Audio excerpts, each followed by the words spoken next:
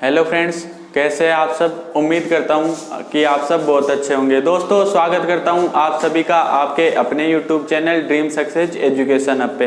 तो दोस्तों, जो आपके फर्स्ट चैप्टर है फूड एंड ह्यूमन हेल्थ, उसको अपन ने स्टार्ट कर लिया था और दोस्तों आज उस चैप्टर की अपनी लास्ट क्लास रहेगी। आज ये चैप्टर अपने कंप्लीट हो जाएगा। तो दोस्तों, जो अपनी पिछली क्लास थी उसमें मैंने आपको जो ब्लड प्रेशर होते हैं उसमें लो ब्लड प्रेशर अपन ने पढ़ लिया था। आज अपन दोस्तों बात करेंगे हाई ब्लड प्रेशर या उच्च रक्तदाब क्या होता है। तो देखिए दोस्तों, अगर अपन बात करें उच्च रक्तचाप होता क्या है, तो दोस्तों धमनियों में रक्त प्रवाहित होता है। ये मैंने आपको जो रक्तचाप पढ़ाया था उसके शुरू में ही बताया था। तो जब दोस्तों धमनियों में रक्त प्रवाहित होता है तो धमनियों पे कभी कभी अधिक रक्त का दाब पड़ जाता है, जिस कारण दोस्तों उच्च रक्तदाब होता है। ये उच्च रक्तचाप दोस्तों उन सभी क्रियाओं के द्वारा भी हो सकता है जिसके द्वारा शरीर को नुकसान होता है, जैसे कि आपने के क्रोध, ईर्ष्या, दूषित भोजन करने से, व्यायाम न करने से, तनाव, मानसिक चिंता अर्थात, और यदि बात करें अपन मदिरा आदि का सेवन करने से भी दोस्तों ये उच्च रक्तचाप हो सकता है। तो दोस्तों देखिए बात करते हैं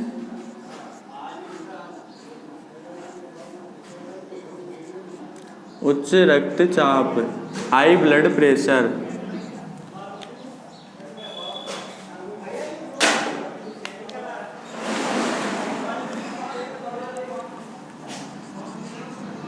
धमनियों में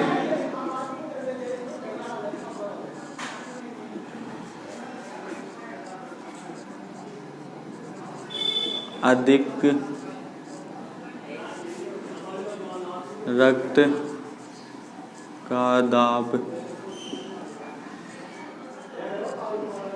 पड़ने से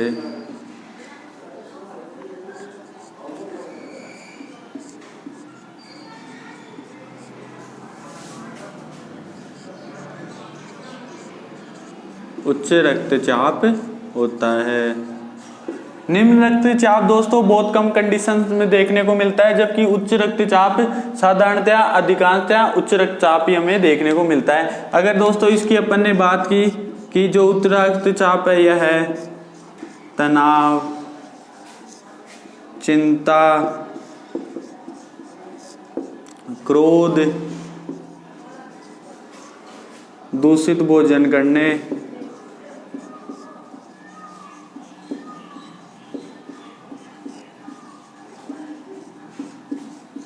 मदिरा का सेवन करने,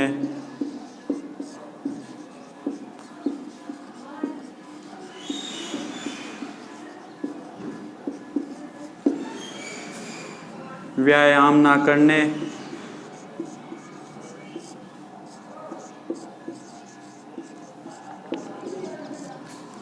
आदि के द्वारा दोस्तों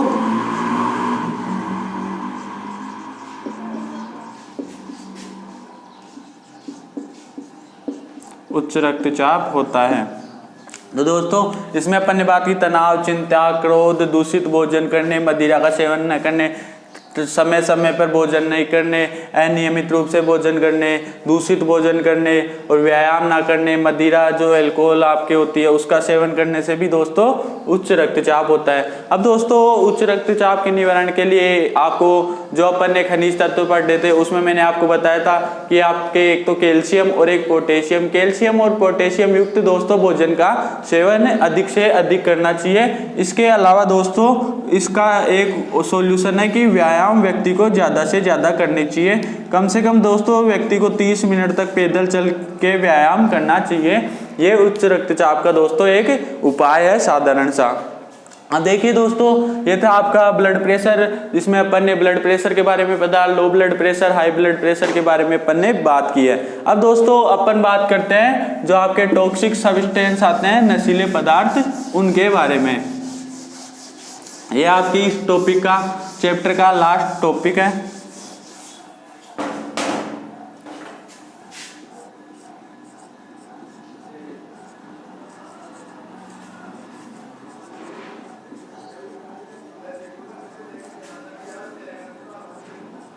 नशीले।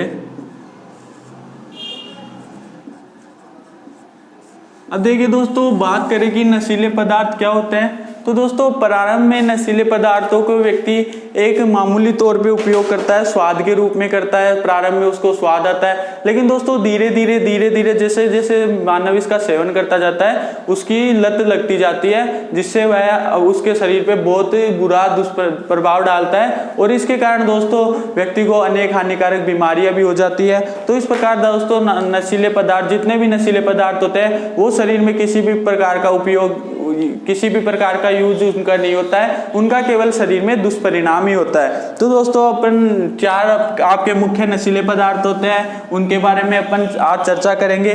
तो अगर दोस्तों अपन पहले नशीले पदार्थ की बात करें तो वो होती है दोस्तों आपके गुटखा।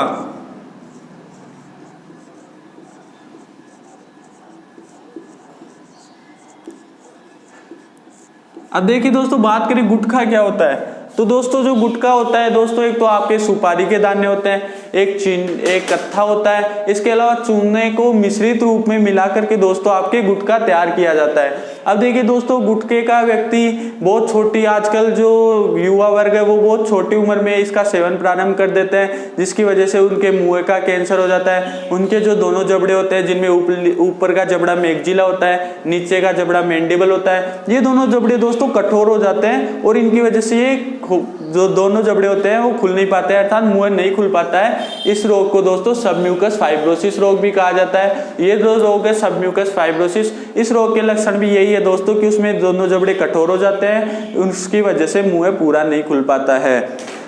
तो दोस्तों अगर बात करें गुटखा, तो दोस्तों बात करें तो दोस्तों यह है सुपारी के दाने,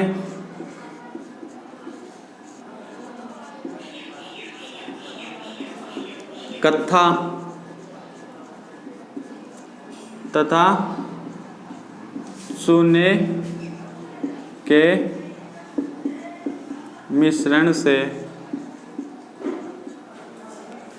बनाया जाता है।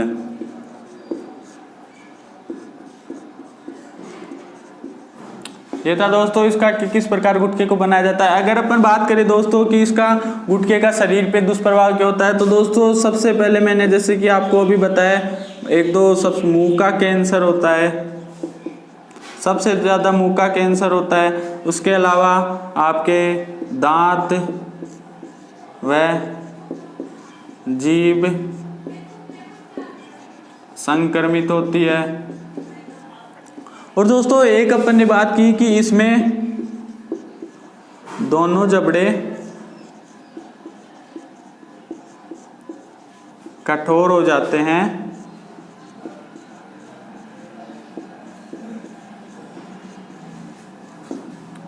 जिसके कारण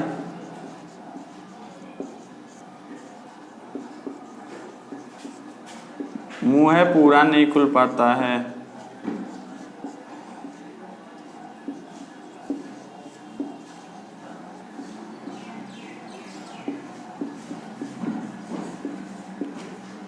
और ये दोस्तों ये जो प्रोसेस इसकी बात करें, ये रोग, तो ये दोस्तों आपके सबम्यूकस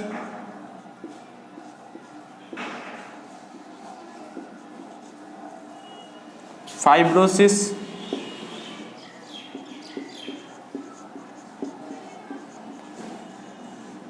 जो रोग होता है दोस्तों, उस रोग के भी लक्षण यही होते हैं कि जो आपके ऊपर का जबड़ा मैग्जिला और नीचे का जबड़ा मैंडिबल होते हैं वो दोनों कठोर हो जाते हैं, और इन दोनों को कठोर हो जाने से मुंह पूरा नहीं खुल पाता है, और ये रोग दोस्तों सबम्यूकस फाइब्रोसिस कहलाता है। तो दोस्तों ये था आपका जो फर्स्ट नशीला पदार्थ है गुटखा, इसके बारे में अपन बात की। अब दोस्तों जो आपके सेकेंड नशीला पदार्थ आता है टोबैको, तंबाकू, उसके बारे में चर्चा करते हैं।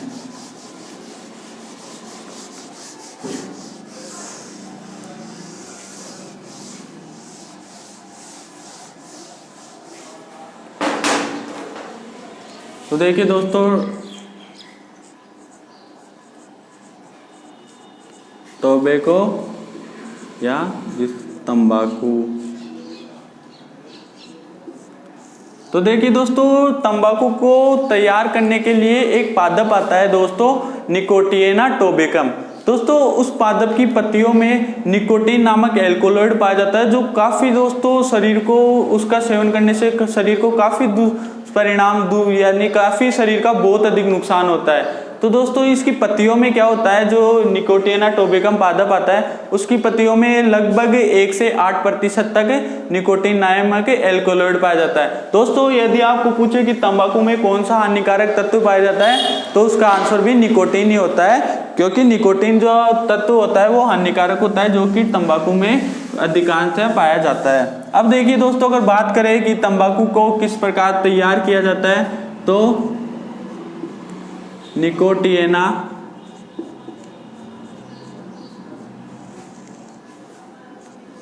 टोबेकम पादप की पत्तियों को सुखाकर तंबाकू बनाई जाती है।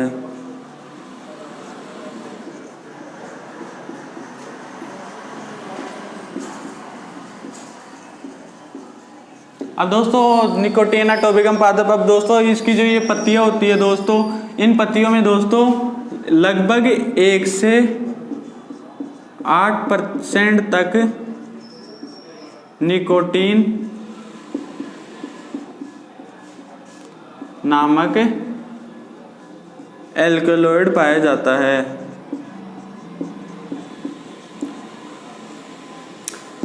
ये थी दोस्तों तंबाकू को किस प्रकार बनाया जाता है। अब दोस्तों अगर अपन बात करें कि तंबाकू का सेवन वर्तमान समय में किस प्रकार किया जाता है, तो दोस्तों तंबाकू का सेवन जैसे कि आपके एक तो जो गर्भवती महिलाएं होती है वो मंजन के रूप में करती है। इसके अलावा कई व्यक्ति इसे सूंघने के लिए काम लेते हैं, कई व्यक्ति इसके गुटखा, तंबाकू, बीड़ी, सिगरेट आदि के रूप में दोस्तों अलग अलग प्रकार से दोस्तों तंबाकू का सेवन किया जाता है। तो अगर अपन बात करें कि तंबाकू का सेवन एक तो सूंघ कर इसका सेवन किया जाता है, एक आपके बीड़ी,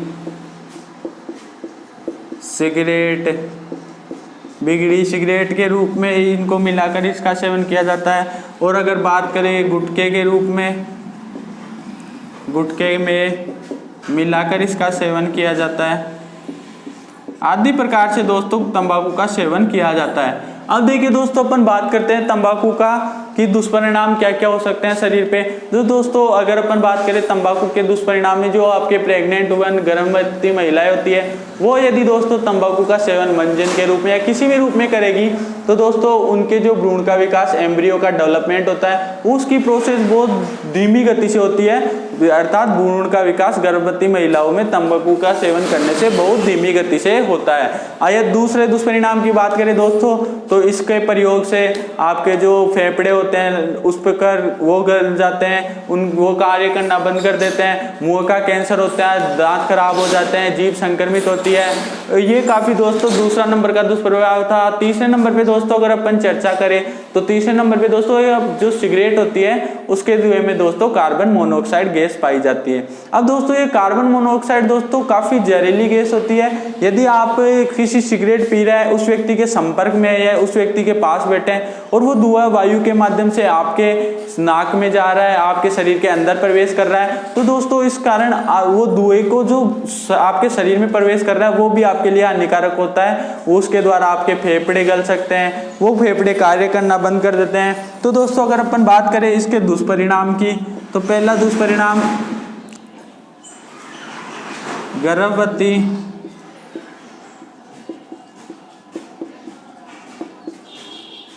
महिलाओं में इसके सेवन से भ्रूण का विकास धीमी गति से होता है।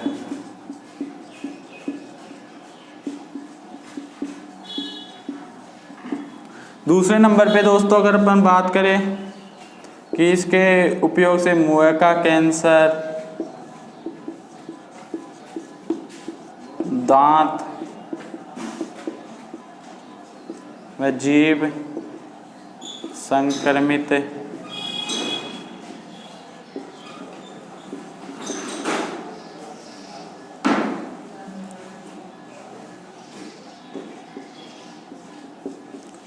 फेफड़ों को क्षति पहुंचती है आदि दोस्तों इसके दुष्परिणाम हो सकते हैं। तीसरे नंबर पे दोस्तों अपन बात करें कि सिगरेट का जो धुआं होता है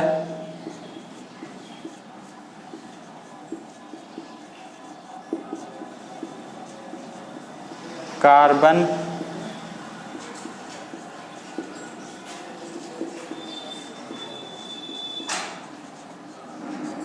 मोनोऑक्साइड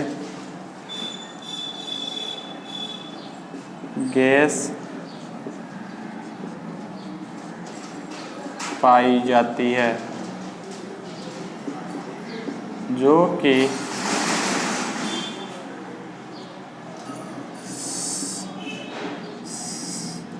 शरीर के लिए नुकसानदायक होती है।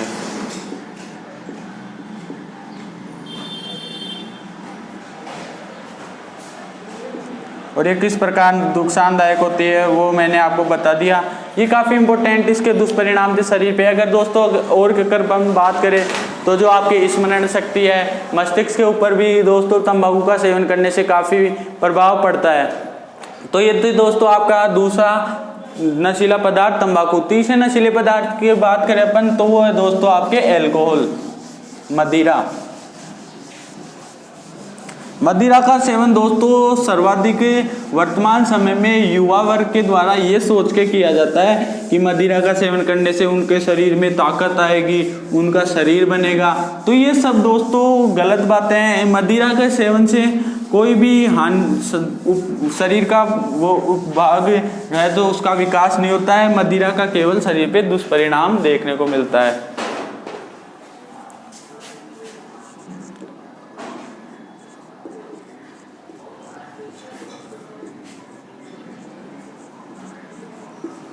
अब दोस्तों बात करें मदिरा का प्रमुख घटक कौन सा होता है, तो मदिरा का प्रमुख घटक की अगर अपन बात करें वो होता है दोस्तों आपके एथिल अल्कोहल।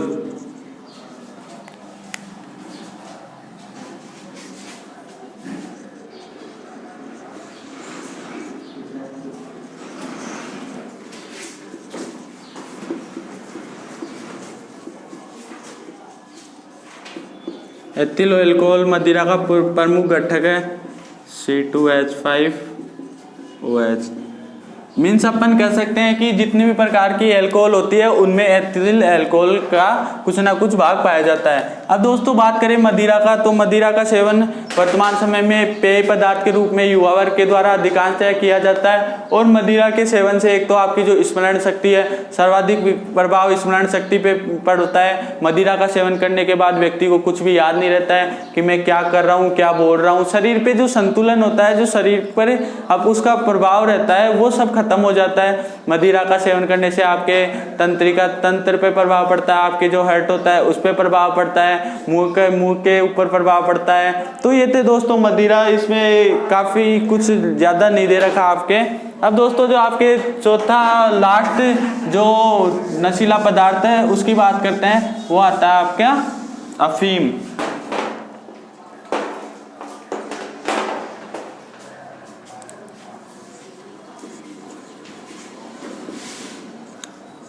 तो दोस्तों अफीम की बात करें तो अफीम एक पादप होता है पेपेवर सोमनिफेरम। उस पादप के दोस्तों कुछ कच्चे फल होते हैं, उन फलों को सुखाकर उनके दूध, उनमें जो दूध पाया जाता है उस दूध को सुखाकर दोस्तों अफीम तैयार की जाती है। अफीम के जो ये दूध होता है जिससे उसको सुखाकर अफीम तैयार की जाती है, उसमें लगभग दोस्तों 30 प्रकार के एल्कलॉइड पाया जाता है। जैसे आपके मार्फिन हो गया, कोडीन हो गया, पेपेवरिन हो गया, सोमनिफेरिन हो गया। इस प्रकार से दोस्तों उस दूध में 30 प्रकार के एल्कलॉइड पाए जाते हैं। अब दोस्तों बात करते हैं अफीम का, अफीम को किस प्रकार, तो एक पादप आता है दोस्तों आपके पेपेवर सोमनिफेरम।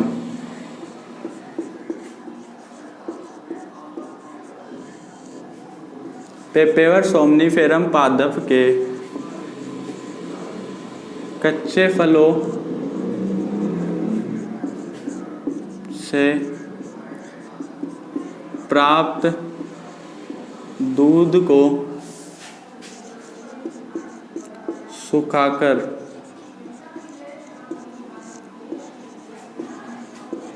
अफीम बनाई या तैयार की जाती है।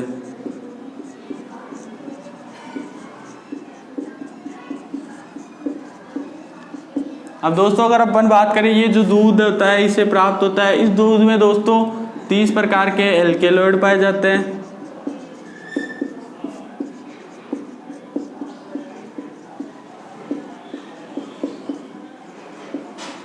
जैसे कि अगर अपन एग्जाम्पल की बात करें, मार्फिन है, कोडीन है,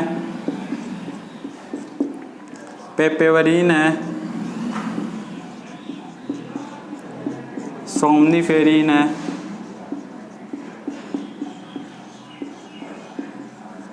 आदि प्रकार के दोस्तों आपके नशीले पदार्थ एल्केलॉइड्स हैं जो इस दूध में पाए जाते हैं। अब दोस्तों मार्फिन और कोफिन होता है दोस्तों, इसकी खेती की जाती है। और इन दोनों की खेती क्यों की जाती है, तो दोस्तों इनकी खेती दर्द निवारक गोलियों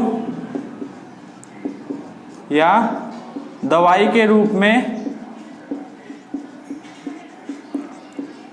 इन दोनों नशीले एल्केलॉइड्स का प्रयोग किया जाता है, मार्फिन और कोडीन का।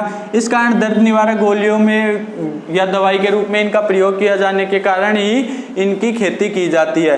तो ये थी दोस्तों आपके अफीम के सेवन के व्यक्ति सूंघ के करता है, और इसका सेवन जो प्रारंभ में कम अवस्था होती है उस समय बहुत कम मात्रा में किया जाता है। धीरे धीरे इसकी लत लगती जाती है, और व्यक्ति इसका इतना आदी हो जाता है कि व्यक्ति का खुद पे नियंत्रण रहता है, उसको किसी भी प्रकार से अफीम का सेवन करना ही पड़ता है। और इसका सेवन करने से आपके जो मस्तिष्क होता है उसका डेवलपमेंट नहीं होता है, मस्तिष्क पे स्वयं का व्यक्ति का नियंत्रण नहीं रहता है। तो ये थी दोस्तों आपके चौथा और लास्ट नशीला पदार्थ था अफीम।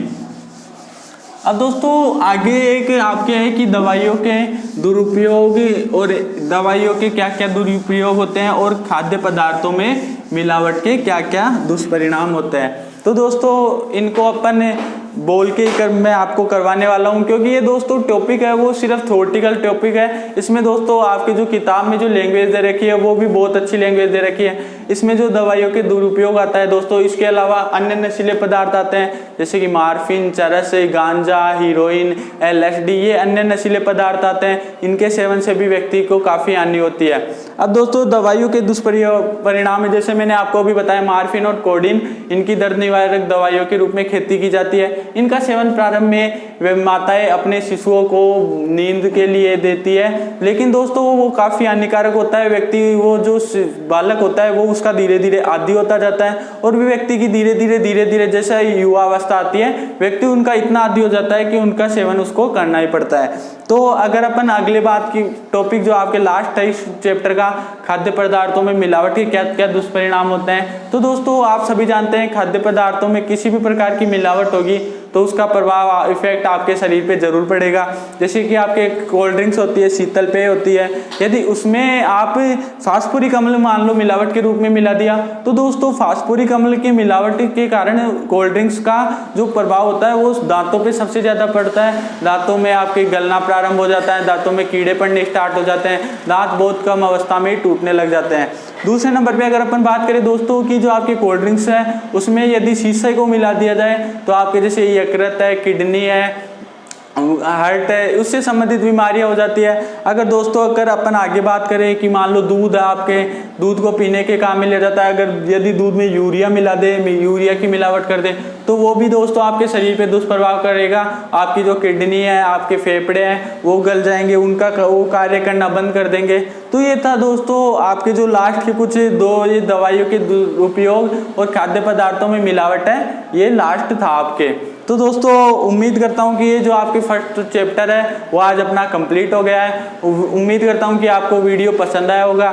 यदि वीडियो पसंद आए तो लाइक कीजिएगा, शेयर कीजिएगा, और यदि आप चैनल पे नए हैं तो ज़रूर सब्सक्राइबर कीजिएगा। और यदि दोस्तों आपको इस जो लास्ट दिन खाद्य पदार्थों में दुष्प्रभाव है और ये जो नशीले पदार्थों का दुरुपयोग है, इनका यदि दोस्तों आपके नोट्स चाहिए तो आप कमेंट बॉक्स में कमेंट करें, हम आपको नोट्स प्रोवाइड करवाएंगे। थैंक यू दोस्तों।